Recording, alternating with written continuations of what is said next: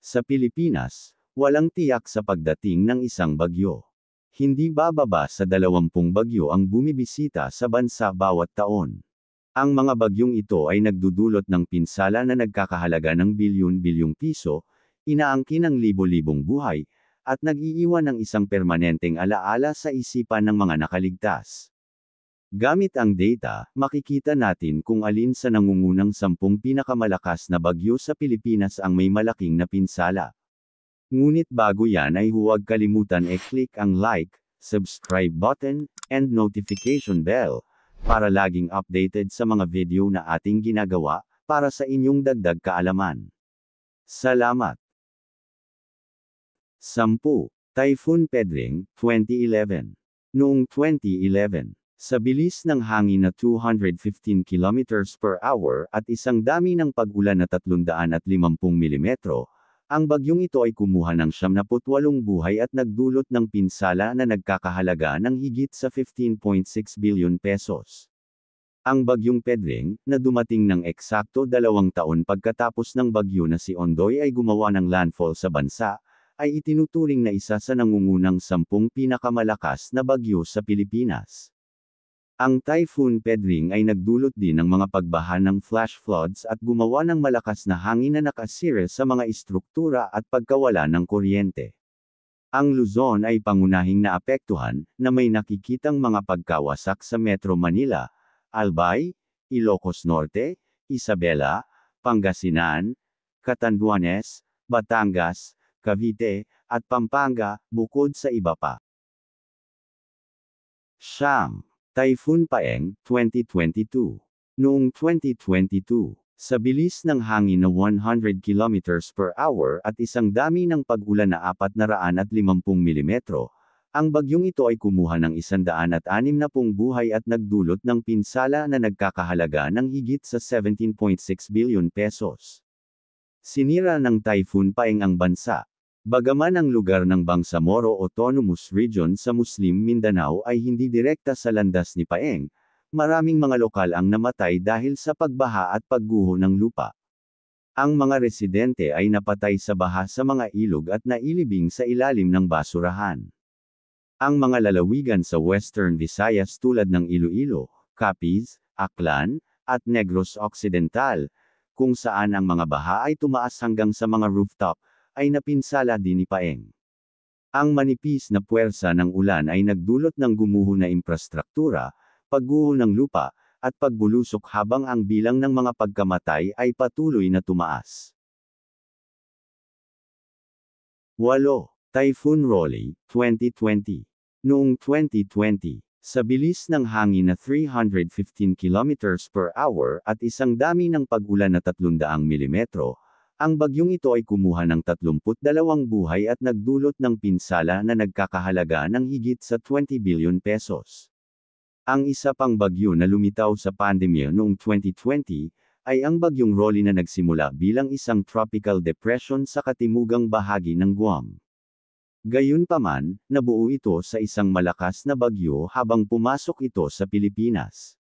Nagdala ito ng malakas na hangin na 315 km per hour, na ginagawa itong isa sa nangungunang 10 pinakamalakas na bagyo sa Pilipinas. Ang Bicol ay ang naapektuhan at tinamaan ng mga pagbaha sa flash floods at mga outage ng kuryente. 7. Typhoon Ulysses, 2020.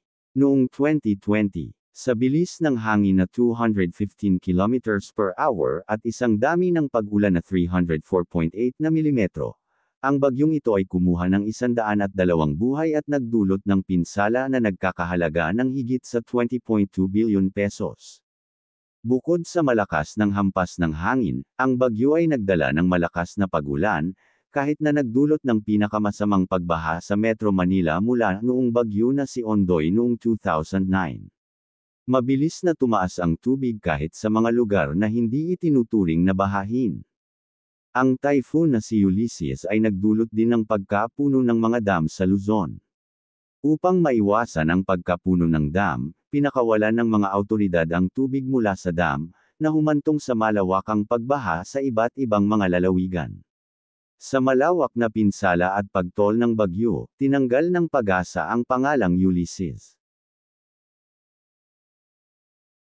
6. Typhoon Pepeng, 2009.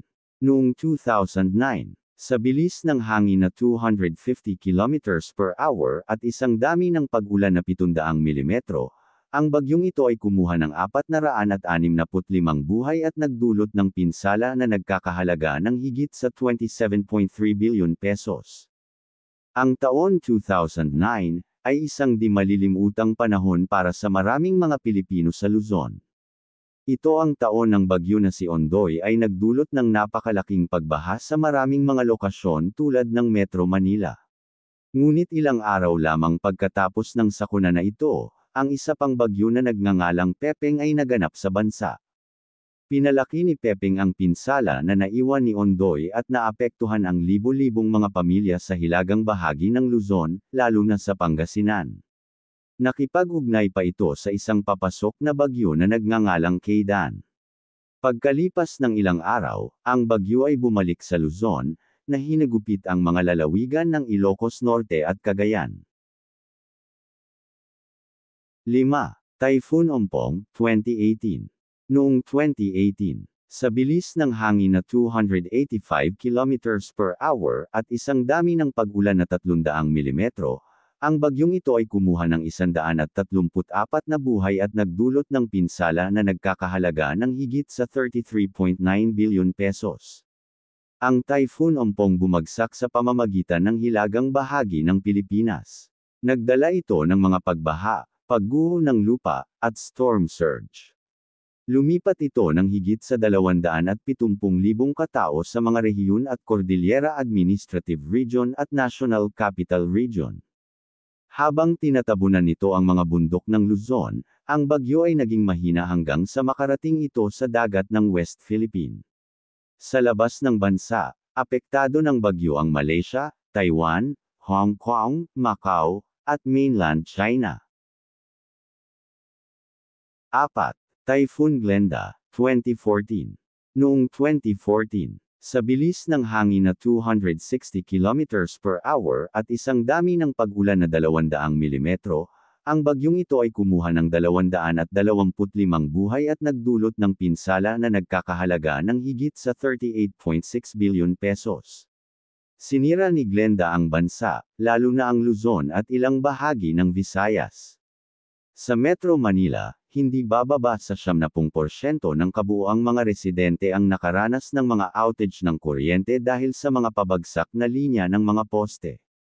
Ang mga residente sa mga lugar ng slum ay malubhang naapektuhan din. Dahil ang pinsala ng bagyo ay lumampas na sa 1 billion pesos, tinanggal ng pag-asa ang pangalang Glenda. 3. Typhoon Pablo, 2012. Noong 2012, sa bilis ng hangin na 280 kilometers per hour at isang dami ng pag-ulan na 240 milimetro, ang bagyong ito ay kumuha ng 1,901 buhay at nagdulot ng pinsala na nagkakahalaga ng higit sa 43.2 billion pesos. Ang bagyong Pablo ay isang beses na itinuturing na pinakamalakas na tropical cyclone na kailanman na tumama sa Mindanao. Noong 2012, ang typhoon ay gumawa ng landfall sa 3 magkahiwalay na lokasyon, sa Northern Mindanao, Central Visayas, at Palawan.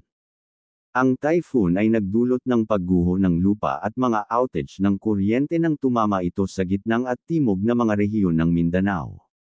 Ang sakuna ay umangkin ng higit sa 1,900 na buhay, naapektuhan ng halos 6 na milyong katao, at nasira ang higit sa 200,000 mga bahay. 2. Typhoon Odette, 2021.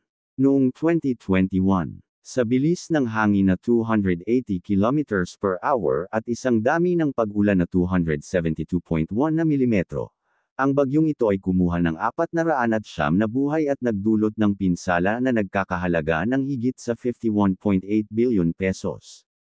Ang bagyong Odette ay ang pinakamalakas na bagyo na tumama sa Mindanao sa loob ng 10 taon. Noong December 2021, sinira ng Typhoon Odette ang Pilipinas, lalo na ang mga lalawigan ng Visayas at Mindanao. Ang bagyo ay malubhang naapektuhan ng higit sa 9 milyong tao. Dalawa sa mga pinaka-naapektuhan na lugar ay ang Bohol at Surigao City. Ang isang nakakaaliw na imahe ng aftermath ng bagyo na ito ay nagpapakita ng naputol na mga puno ng niyog at ang nasirang Cloud9 boardwalk sa Siargao. Samantala, ang mga ilog ay umapaw sa Cagayan de Oro, na nagdulot ng baha sa buong lungsod. Typhoon Yolanda, 2013.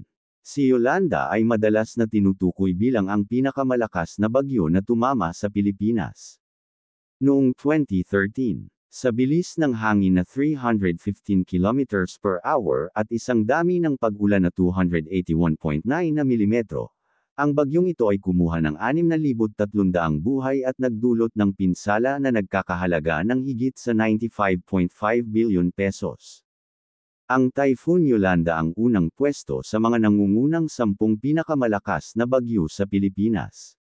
Walang sino man ang makakalimot sa kalamidad sa 2013 na ito. Ang mga imahe ng mga bayan na nawasak ng bagyo ay laging sa isipan ng mga Pilipino. Ang mga larawan ng mga epekto ng bagyo ay maaaring magpapaalala sa iyo sa 2004 na tsunami ng karagatan ng India.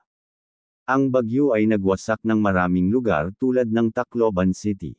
Ang mga alon na sumusukat hanggang sa 19 na talampakan ay nawasak ang mga gusali, pumutol sa mga puno, at dinala ang mga kotse. Maraming tao ang naapektuhan, na nagresulta sa mga pinsala at pagkamatay.